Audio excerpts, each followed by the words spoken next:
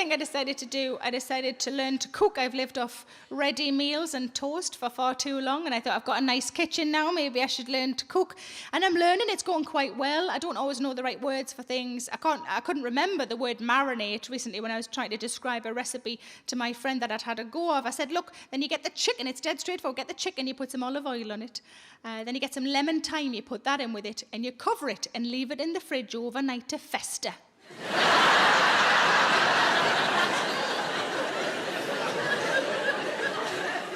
But I was in a cafe a few months ago with one of my friends. She's the sort of person who prefers savoury over sweet. I don't really know why we're still friends.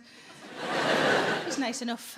She ordered a carrot cake, and I always think a carrot cake is such an abomination of a cake. It's like it's got veg in it. Fuck off.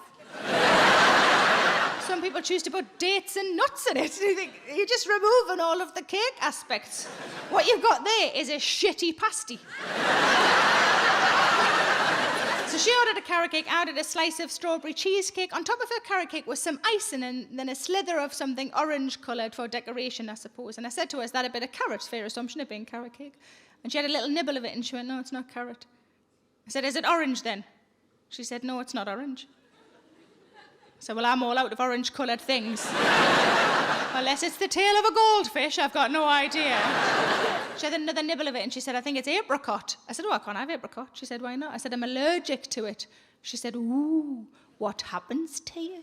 I said, ooh, I get the shits. And she said, is it really bad? I said, oh, yeah, it was like a chocolate fountain down there. And she said, was that just off one? I said, no, I had a bag of them. She said, how many was in the bag? I said, I don't know, maybe 40. And it was only as I was telling her that I realised I'm not allergic to apricots. I'm allergic to 40 apricots. But I was on holiday with my sister last year, and I don't get to see my sister often enough, and it was lovely to have a week together, just the two of us. It was really nice. And at the end of the week, she said something to me that I'll always hold dear. She said, it wasn't until I spent a week with you that I realised how many meals you can have in a day.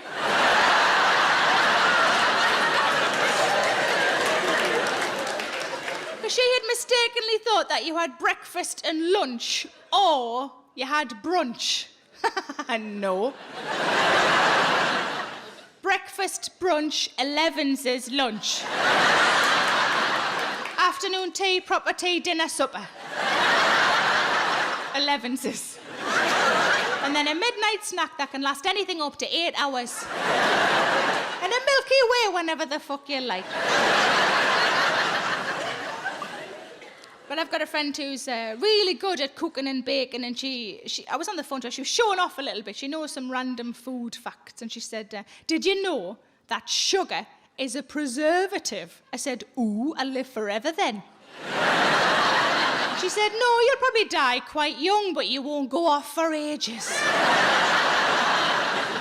But she said to me, if you want to learn to cook, why don't I just come and stay for the weekend and I'll teach you some basics? And I thought, actually, it's a really good idea. She said, do you mind if before I come, if I email you a list of things I think you should have in your store cupboard? I've never called it my store cupboard in my life. It's always been the bean cupboard, because that's where I keep me tins of beans. But I was a good girl. I got everything in that she suggested. I ordered it online. I'd never ordered food online for delivery before. If you've never done it, give it a go. It's amazing. I typed it into a computer, and a man brought it to the house. Some of you are looking at me like, fuck off, it's real. Typed it into a computer, somehow a fella got the message, who had a van and some food, and he brought it. You're not taking it seriously enough. A man brought food to my house. It was like being in a restaurant, but I didn't have to have a bra on.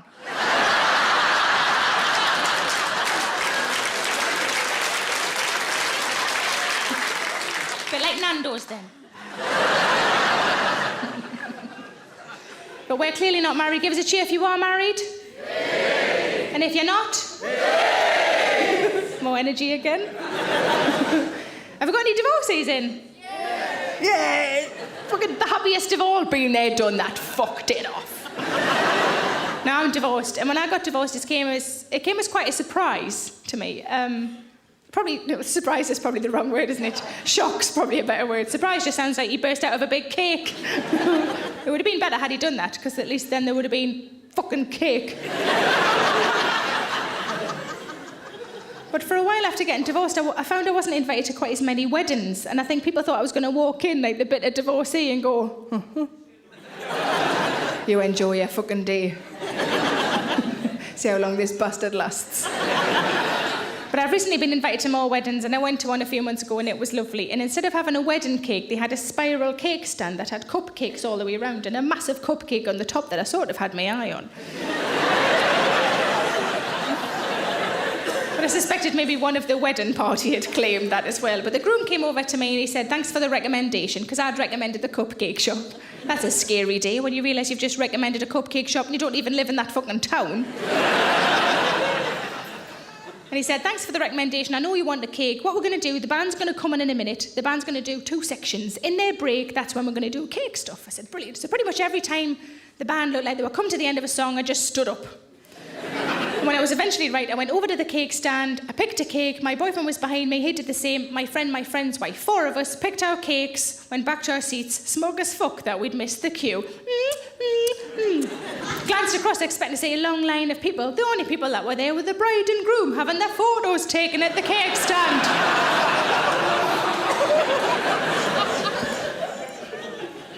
The groom came over later and I said, I'm really sorry, but I think we might have jumped the gun on the cakes. And he said, don't worry, when I put the photos up on Facebook, I'm going to tag every gap with your fucking name.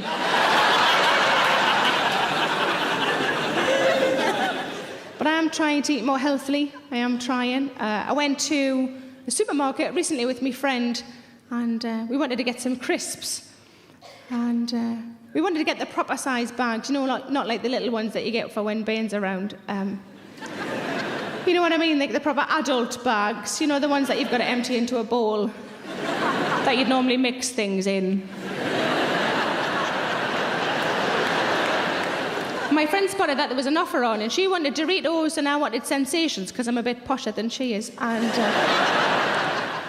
but the 2-for-1 offer didn't go across brands, and we were quite sad by that. And she said, you know what we should do? We should just get 2 bags of each. And I grabbed her hand and I went, you know what? Sometimes you've just got to let these offers go. But I am trying to eat more healthily. I had an apple. Thank you. It's a couple of months ago. I put it in my handbag on an optimistic Monday. And by the Thursday, there weren't any Kit Kats left. And I was hungry, and I thought, I'm going to have to find this bloody apple. So I rooted around in my bag, and I found it. It was prematurely bruised and battered because it had been in my bag for so long. And it had pen on it. But I was starving, so I peeled off the clean panty liner and I ate it.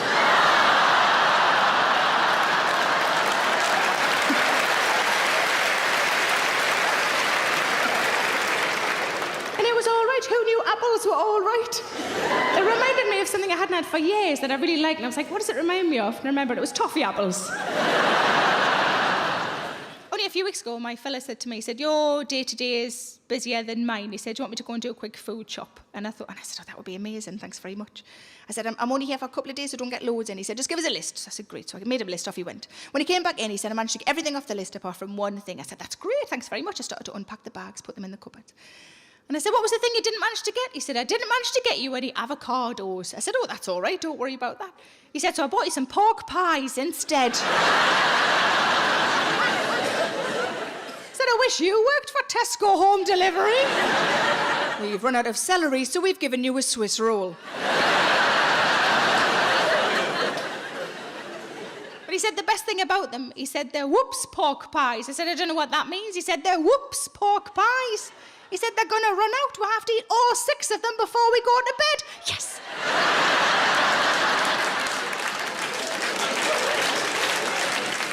But you know those cookie shops on the high street where you can get the normal-sized cookies, but you can also get the bigger sort of celebration ones? He bought me one of those, celebration one, a few years ago for part of my Christmas present, and it was smashing. I was unexpected. It was great. And I opened the box and I said, this is a great present. This is excellent. He said, oh, I'm glad you like it. It was all iced Merry Christmas, Sarah with kisses on.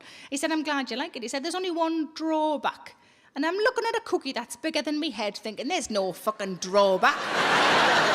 He said, there's only one drawback. It only lasts 5 days. I said, it's like you don't know me at all. He said, you didn't let me finish. It only lasts 5 days. And I bought it 4 days ago. He said, stop your fucking chatting and get the kettle on then.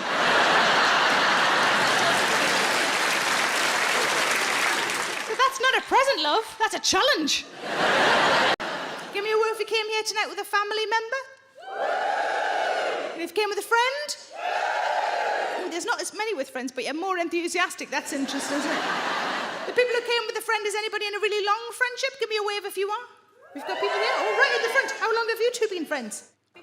15 years. Thank you for that. There was a lady the other day, shouted out 45 years. I said, wow, where did you meet? And she went, at birth.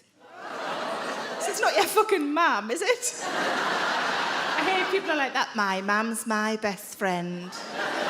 Yeah, you're not hers. She wants you to move out. But well done to all of the long friendships in the room. I'm very impressed by you. I'm also a little bit jealous of you. I have friends from comedy, friends from other jobs that I found. I don't have any friends from school. You wouldn't think you'd know why, but I know exactly why. When I was a kid and my birthday rolled around, my mum would say, would you like a party? Now, you have to remember that kids' parties when I was a child, very different to kids' parties now. For example, I have a friend who has an 8-year-old daughter. For her last birthday party, they hired somebody to do manicures and also a hot tub. So what the fuck are you doing? You're not Kardashians. But if you've got little ones now, maybe this is the kind of elaborate party that you have to put on. Maybe you hire a venue. Maybe somebody does the catering. Maybe a man you don't know comes in a weird outfit and plays with your children for money. You can call him a clown if you like, but my description is still valid. Come on in, kids. Pedo the clown has arrived. We're pretty sure he's all right, but don't sniff his flower just in case. At least you'd know if he was getting any of the kids to touch him in the wrong area, because it makes this sound.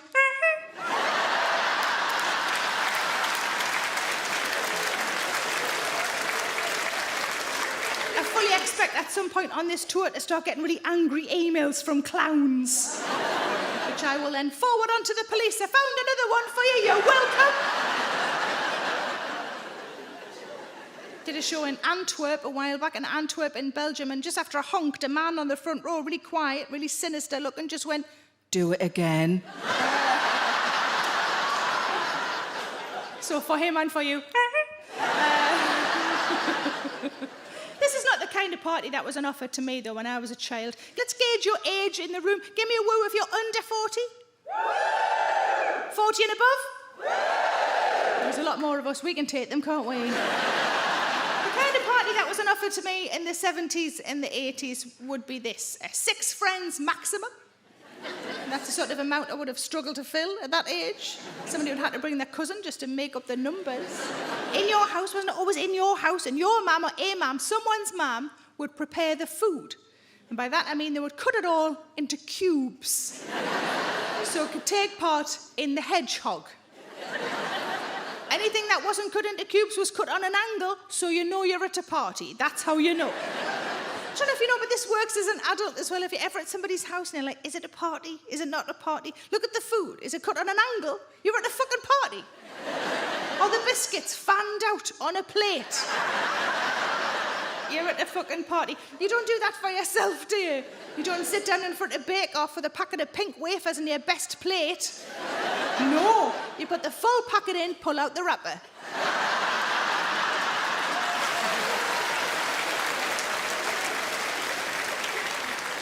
There'd also be party games. Wouldn't there be party games? One of your toys would be wrapped up several times and passed around until some other fucker takes it home. Someone would piss themselves, wouldn't they, always?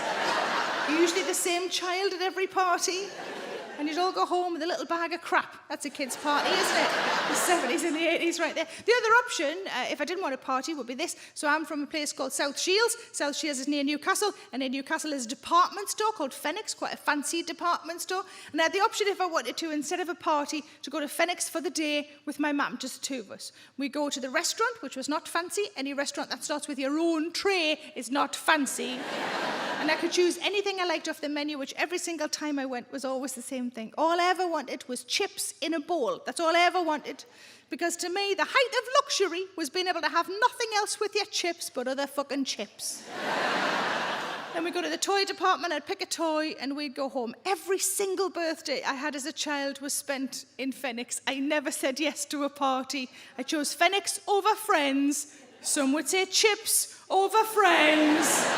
Still sort of doing it now, and I regret not a fucking thing. But every time I was invited to somebody else's birthday party as a kid, I always went. It's rude, really, isn't it, to go to others' parties, never have one of your own. I'd go to the party, I'd eat the cubed food, I'd win a prize. Piss myself. I'd go home with a little bag of crap and an adult man's mobile number. Thanks for watching. You know what would be great is if you liked and subscribed. I'm so needy, I'm so sorry. And why not come and see me live? And the tickets are available at sarahmillican.co.uk. Put the kettle on and settle in.